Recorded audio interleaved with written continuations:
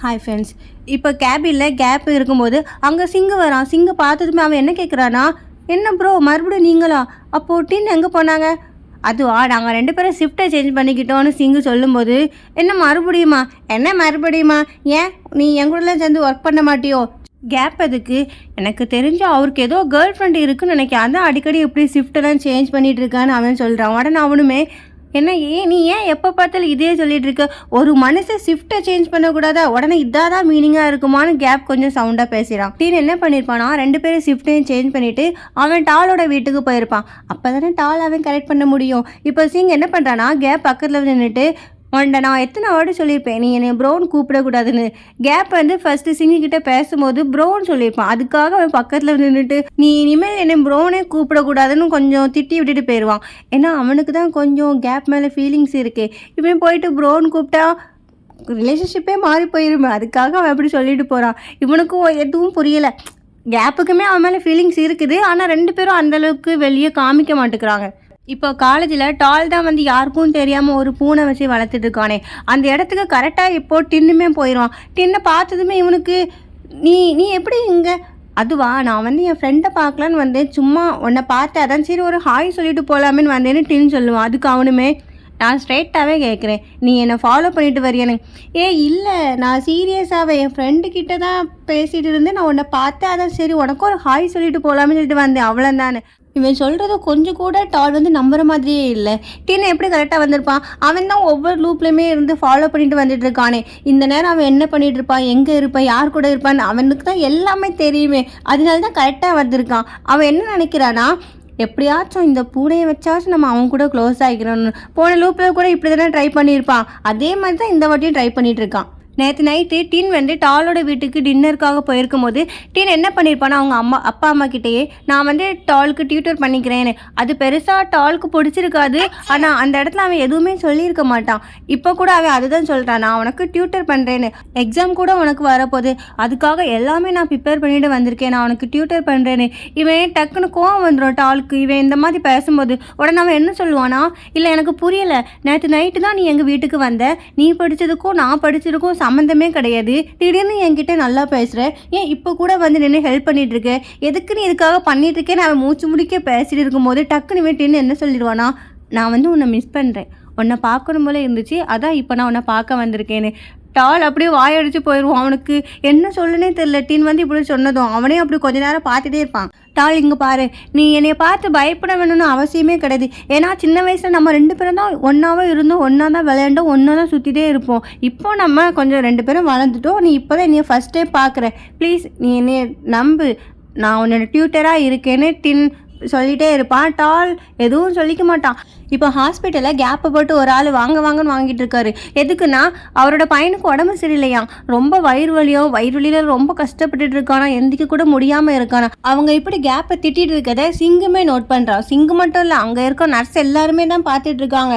ஆனால் அந்த பையன் என்ன பண்ணிட்டு இருக்கானா, அவன் பாட்டுக்கு ஃபோன் நோண்டிட்டு இருக்கான். இவனுக்கா வயிறு வலி.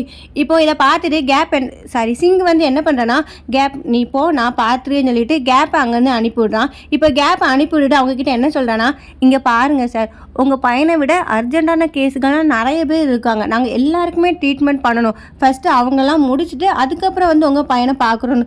நீங்களே பாருங்கள் உங்கள் பையன் என்ன பண்ணிகிட்டு இருக்கான்னு. அவரும் திரும்பி பார்க்குறாரு. அவன் பண்ணிகிட்டு இருக்கிறத பார்த்தா அவருக்கே பேச முடியல. அவரும் அதுக்கப்புறம் அமைதியாகிறான். சிங்குமே அங்கேருந்து போயிடான். போனவன் அப்படி நேராக என்ன பண்ணுறானோ, கேப் கிட்ட போயிட்டு அவன் தோலை தடை கொடுக்குறான். சரி போட்டு ஒன்றும் இல்லை, வேலையை பாருன்னு அவனுக்கு ஆறுதல் படுத்துகிறான் போல். இங்கே டால் என்ன பண்ணிட்டு இருக்கானா, அவன் ஃப்ரெண்ட்ஸ் கூட தான் ஜாலியாக பேசிகிட்டு இருக்கான். அப்போ ஆட்டு கேட்குறான், ஆமாம் டால், உனக்கு யாரோ டியூட்டர் பண்ண வராங்கன்னு சொன்னியே, உனக்கு அது யாருன்னு தெரியுமான்னு. அதுவா, அவன் என்னோட அன்குளோட பையன்தான். ஆனால் நான் அவனை சின்ன வயசில் பார்த்தது, அதுக்கப்புறம் இப்போ தான் பார்க்குறேன். எனக்கு அவனை நம்பணுமா நம்ப வேண்டாமான்னு கூட தெரியல. இவங்க இப்படி பேசிகிட்டு இருக்கும்போது கரெக்டாக டின்னுமே அங்கே வந்துடுவான். டின்னை பார்த்ததுமே அந்த பொண்ணு என்ன சொல்லுவானா, வா இவனா பார்க்கவே க்யூட்டாக இருக்கானேன்னு கொஞ்சம் டின்னுக்கிட்ட கொஞ்சம் வளைஞ்சு குழஞ்சி பேசிகிட்டே இருப்பதை பார்த்துட்டு ஆர்ட் உடனே, சே என்னம்மா பச்சையா நடிக்கிறான்னு. இவங்க எல்லாரும் இங்க பேசிட்டு இருக்கும்போது அங்க விராட் வந்துட்டு இருப்பான். தெரியாம ஒரு பையன் மேல இடிச்சிருவான். விராட் கையில இருக்க நோட்ஸ் எல்லாமே கீழே விழுந்துரும். ஆனா அந்த பையன் என்னன்னா விராட்டை பிடிச்சி திட்டிட்டு அங்கிருந்து பேப்பர் மேலேயே நடந்து வருவான். நடந்து வந்து நேரா டால் பக்கத்துல உட்காந்துட்டு அவனை பிடிச்சி கலாய்ச்சி இவங்க எல்லாரும் பேசிட்டு இருப்பாங்க. டின் என்ன பண்ணுவானா இதை பார்த்துட்டு அவன் விராட் பக்கத்துல போயிட்டு அவன் கீழே விழுந்த நோட்ஸ் எல்லாமே டின் தான் எடுத்து கொடுக்குறான்.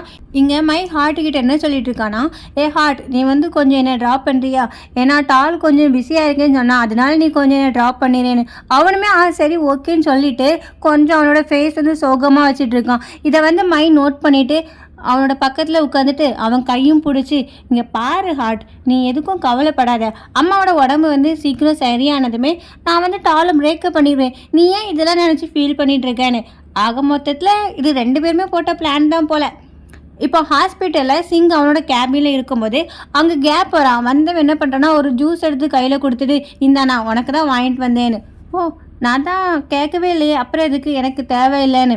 நீ கேட்கல தான், ஆனால் இது சூசு அமெரிக்கானோ உனக்கு பிடிக்கும்னு நான் கேள்விப்பட்டேன், அதனால நான் உனக்கு வாங்கிட்டு வந்தேன்னு கேப் சொல்லிட்டு இருக்கான்.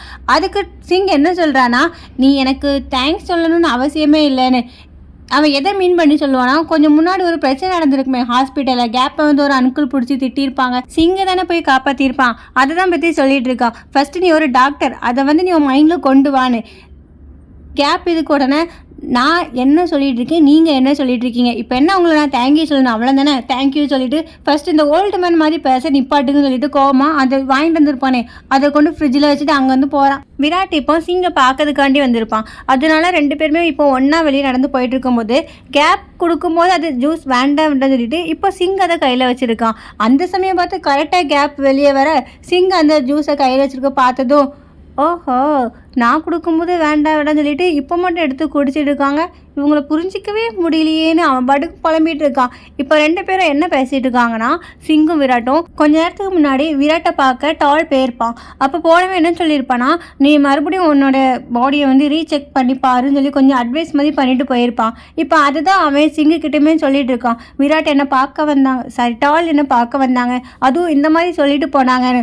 சிங் அதுக்கு என்ன சொல்கிறானா, ஆமாம் அவனுக்கு வந்து ஆல்ரெடி கொஞ்சம் டவுட் இருக்குது டாக்டர் சாக் மேலே, இங்கே ஏதோ தப்பு நடக்கிற மாதிரி நாங்களாம் ஃபீல் பண்ணுறோம், அதனால தான் ஒன்று சொல்லியிருப்பான், நீயும் கொஞ்சம் செக் பண்ணி பாருன்னு சிங்கும் கொஞ்சம் அட்வைஸ் மாதிரி பண்ணிட்டு இருப்பான். டின் இன்னும் காலேஜ்லேயே தான் சுற்றிட்டு இருக்கான். அவனை யாராச்சும் மதிப்பாங்கன்னு பார்த்தா ஒருத்தரும் மதிக்க மாட்டேங்காங்க. சரி டாலாச்சும் டெக்ஸ்ட்டுக்கு ரிப்ளை பண்ணியிருப்பான்னு பார்த்தா அவனுமே ரிப்ளை பண்ணல. சரி இப்போ எங்கடா போனாங்க, யாரையுமே காணுமேன்னு அக்கம் பக்கம் சுற்றி பார்த்தா அப்போ தான் அவன் கண்ணில் ஒரு போஸ்டர் மாதிரி ஒன்று மாட்டுது. அதில் வின் பண்ணால் கூட 5 lakhsன்னு இருக்கு. அவனுக்கு சடனாக ஞாபகம் வருது, போன லூப்பில் கூட விராட் எதுக்காக சாகுன்னு சொல்லி ட்ரை பண்ணியிருப்பான். டாலோட ஃப்ரெண்ட்ஸ் எல்லாரும் அவனோட ப்ராஜெக்டை வந்து திருடி அவங்க தான் பண்ணாங்க மாதிரி காமிச்சு வின் பண்ணியிருப்பாங்க. அதுதான் இப்போ அவனுக்கு ஞாபகம் வருது. டைமை பார்த்தா ஆல்ரெடி லேட் ஆகிட்டு, அச்சோ லேட் ஆகிட்டு விறுவிறுன்னு கரெக்டாக அந்த ஈவெண்ட் நடக்கிற இடத்துக்கு போகிறான். அங்கே போய் பார்த்தா ஸ்டேஜில் நின்றுட்டு டால் தான் அது எல்லாமே எக்ஸ்பிளைன் பண்ணிட்டு இருக்கான். இப்போ அந்த ஆங்கர் என்ன சொல்லுவாங்கன்னா, யாருக்காச்சும் ஏதாவது டவுட்டு இல்லை கொஸ்டின் கேட்கணும்னா நீங்கள் தாராளமாக டால் கிட்டே கேட்கலான்னு. அதுக்கு முதல்ல கை தூக்குறது யாருன்னா விராட்டு தான். இவன் அப்படி கையை தூக்குனதும் அங்கே இருக்கவங்களாம் என்ன நினைக்கிறாங்கன்னா, போச்சுடா ஏதோ ஒன்று கண்டிப்பாக பண்ண போகிறான்னு. ஆனால் விராட் என்ன நினைக்கிறான்னா, இதுலேருந்து ஏதாச்சும் கொஸ்டின் கேட்டால் டாலால் பதில் சொல்ல முடியாது, நம்ம தான் இந்த ப்ராஜெக்டை பண்ணணும்னு சொல்லிட்டு ப்ரூவ் பண்ணலாமே, அந்த ஒரு எண்ணத்தில் தான் இவன் பண்ணிட்டு இருக்கான். டால் இதெல்லாம் ஸ்டேஜில் இருந்து பார்த்துட்டு சைலண்டாக சிரிச்சுட்டே இருக்கான். விராட்டும் கொஸ்டின் கேட்குறான், அவன் தானே இந்த ப்ராஜெக்டே பண்ணான், அதனால அவனுக்கு தெரிஞ்ச கொஸ்டின் எல்லாமே கேட்குறான். கொஞ்சம் கூட எதிர்பார்த்துருக்க மாட்டான் டால் பதில்னு சொல்லுவான்னு. அவன் கேட்ட ஒவ்வொரு கொஸ்டினுக்குமே டால் வந்து டக்கு டக்குன்னு பதில் சொல்லிட்டே இருக்கான். இவனுக்கு ஆச்சரியமாக இருக்குது. அந்த இடத்தோட ஃப்ரெண்ட் என்ன பண்ணுவானா, விராட்டை அடிக்க போவான், ஆனால் குறுக்கால போயிட்டு ஆர்ட் விழுந்துருவான். இதனால ஆர்ட்டுக்கு தான் அடிபட்டுரும். அதுக்கப்புறம் தான் 2 பேரும் கொஞ்சம் பேசுறதே நிப்பாட்டுறாங்க, அமைதியாகிறாங்க. இவங்க சண்டையில் லாஸ்ட்டில் உடஞ்சி தேட்டமோ ஆட்டோட மண்டே தான். இப்போ டின்னு அங்கே தானே இருப்பான். அவன் என்ன சொல்கிறான்னா, சரி எப்படியும் ஸ்டிச்சிங் போட வேண்டியதாக இருக்கும், நம்ம அவனை ஹாஸ்பிட்டல் கூட்டிகிட்டு போயிடும், அதுதான் பெட்டராக இருக்கும்னு சொல்லிட்டு ஹாஸ்பிட்டலுக்கு கூட்டிகிட்டு போகிறான்.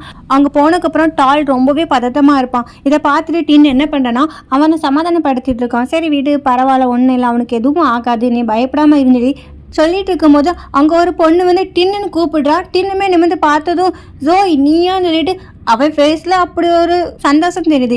இப்போ 2 பேருமே நின்று பேசிட்டே இருக்காங்க. டாலுமே இவங்க முன்னாடா இது எவ்வளோ நேரமாக பேசிகிட்டு இருக்காங்கன்னு. அவன் சும்மா நார்மலாக பார்க்குறானா இல்லை பொறாமையில் பார்க்குறானான்னு தான் தெரியல. அவன் பார்க்குறதோட இந்த எபிசோட் முடிஞ்சு.